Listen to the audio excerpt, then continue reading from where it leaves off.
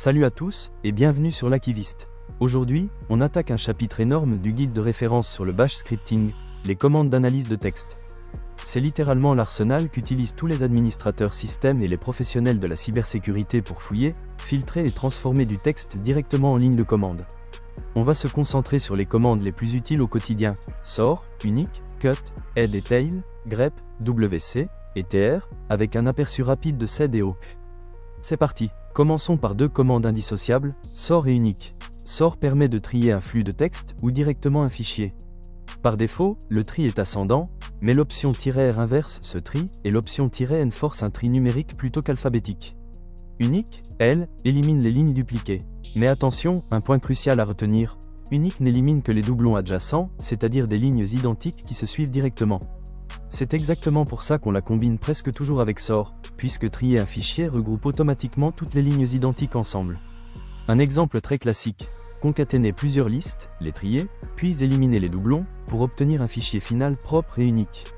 Et voici un combo absolument légendaire dans le monde de l'administration système. Sort, suivi de unique avec l'option "-c, suivi d'un second sort avec les options "-n et "-r. L'option "-c de unique préfixe chaque ligne avec son nombre d'occurrences. Et ce second tri numérique inversé vous donne alors un classement parfait par fréquence d'apparition.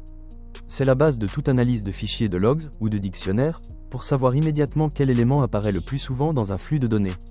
Continuons avec trois commandes pour extraire des données précises: cut, head et tail. Cut permet d'extraire des champs spécifiques d'un fichier avec deux options essentielles: "-d" pour définir le délimiteur et "-f" pour indiquer où les numéros de champs à extraire. Par exemple, cut avec le délimiteur 2 points sur le fichier des mots de passe du système vous donne instantanément la liste complète de tous les utilisateurs. Considérez cut comme une version simplifiée de la commande print d'AWK, qu'on verra dans un instant. Head et tail, elles, affichent respectivement le début et la fin d'un fichier. Par défaut, 10 lignes chacune, mais vous pouvez ajuster ce nombre. Et head accepte aussi l'option "-c, qui affiche un nombre précis de caractères plutôt que de lignes, très utile par exemple pour détecter si un fichier commence bien par le fameux shebang, !, qui identifie un script exécutable. Tail, elle, possède une option redoutable pour l'administration système, "-f, qui suit un fichier en temps réel, affichant chaque nouvelle ligne au fur et à mesure qu'elle arrive. C'est exactement ce qu'on utilise pour surveiller en direct un fichier de logs système. Petite astuce puissante en combinant les deux, head suivi d'un nombre de lignes précis, redirigé vers tail avec une seule ligne, vous permet de cibler exactement une ligne précise d'un fichier, sans avoir besoin d'un outil plus complexe. Passons maintenant à la commande reine de cette vidéo, grep. Elle recherche un motif, qui peut être un texte littéral ou une expression rationnelle, dans un fichier ou dans un flux transmis par un pip. Plusieurs options sont absolument essentielles à connaître. L'option "-i" rend la recherche insensible à la casse. L'option "-w" ne recherche que des mots entiers. L'option "-r" effectue une recherche récursive, à travers tout un répertoire et ses sous-répertoires. L'option "-n" affiche le numéro de ligne de chaque correspondance. Et l'option "-v" fait exactement l'inverse d'une recherche classique. Elle affiche uniquement les lignes qui ne correspondent pas au motif recherché. Et voici un usage particulièrement puissant de grep, l'utiliser comme un test conditionnel directement dans un script. Puisque grep renvoie un code de sortie 0 dès qu'une correspondance est trouvée, vous pouvez l'intégrer directement dans une condition if, en utilisant l'option "-q pour supprimer complètement l'affichage. Il existe aussi plusieurs variantes de grep à connaître. Egrep, pour grep étendu, accepte des expressions rationnelles plus flexibles, notamment l'opérateur logique ou fgrep, pour grep rapide, recherche uniquement une chaîne littérale, sans interpréter d'expressions rationnelles, ce qui accélère le traitement. Et zgrep permet de chercher directement à l'intérieur d'un fichier compressé, sans avoir besoin de le décompresser au préalable. Et pour chercher deux critères en même temps dans un fichier, la technique la plus simple consiste tout simplement à enchaîner deux greps l'un après l'autre via un pip. Le premier filtre selon le premier motif, et le second grep filtre encore selon le second motif, parmi les résultats déjà filtrés par le premier. Passons maintenant à deux commandes complémentaires, "-wc et "-tr". "-wc, pour word count, permet de compter des lignes, des mots, ou des caractères dans un fichier. L'option "-l" compte uniquement les lignes, l'option "-w" compte uniquement les mots, et l'option "-c" compte le nombre d'octets. Une utilisation très courante. Lister tous les fichiers avec une extension précise, et compter il y en a, en redirigeant simplement le résultat vers "-wc avec l'option "-l". Petite astuce à connaître, grep avec l'option "-c" fait exactement la même chose que grep suivi d'un tuyau vers "-wc-l", mais de façon plus concise et plus rapide.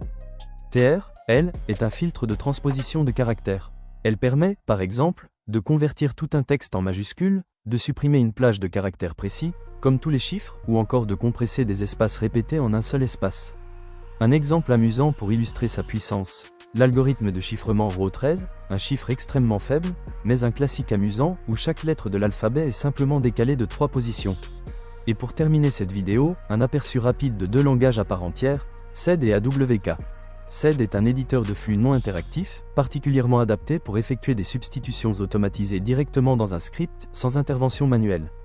AWK, lui, est un extracteur et formateur de champs, avec une syntaxe proche du langage C, redoutablement efficace pour manipuler des fichiers texte structurés en colonnes. On pourrait par exemple remplacer un mot par un autre dans tout un fichier avec SED, ou afficher uniquement certaines colonnes précises d'un fichier structuré avec AWK. Ces 2 outils sont tellement riches qu'ils méritent chacun leur propre vidéo complète, qu'on fera très prochainement. Alors, pour reprendre tout ce qu'on vient de voir aujourd'hui, sort et unique servent à trier et déduire vos données. Cut, head et tail permettent d'extraire des portions précises d'un fichier ou d'un flux. grep est l'outil de recherche universel, capable de chercher n'importe quel motif dans n'importe quel flux de texte, et même de servir de test conditionnel dans vos scripts. wc compte tout ce dont vous avez besoin, lignes, mots ou caractères. Et tr transforme votre texte caractère par caractère. Ensemble, ces commandes forment véritablement la boîte à outils la plus utilisée dans l'administration système et dans l'analyse de fichiers de logs en cybersécurité. Les maîtriser, c'est gagner un temps précieux dans absolument tous vos scripts futurs. Dans la prochaine vidéo, on ira beaucoup plus loin avec SED et AWK, en détail avec des exemples concrets pour chacun. Si ce contenu vous a été utile, n'hésitez pas à laisser un like et à vous abonner à l'Akivist, ça compte énormément. Et dites-moi en commentaire, le combo sort, unique-c, sort-l-r, vous le connaissiez déjà? Ou c'était une découverte aujourd'hui? On se retrouve très bientôt pour la suite. À très vite.